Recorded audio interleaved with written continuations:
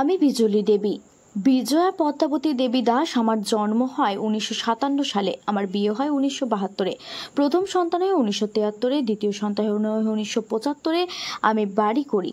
স্বামীর বিয়ের দেনা শোধ করে মাত্র 19 বছর বয়সে আমি বাড়ি করি। 1981 সালে আমার স্বামী আমাকে টাকা দেওয়া বন্ধ করে দেয়। 1985 সালে আমার তৃতীয় সন্তান হয়। 1986 সালে আমার স্বামী 13,500 টাকা দেনা করে একটি গাড়ি কেনে।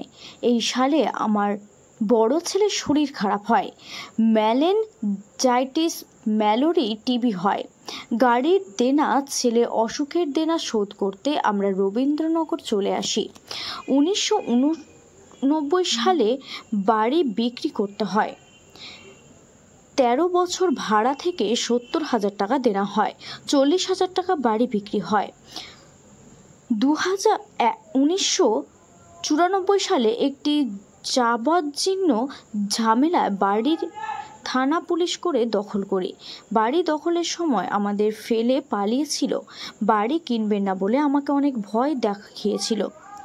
তারপর অনেক ঝামেলা করে 1997 সালে বাপের সম্পত্তি পাই।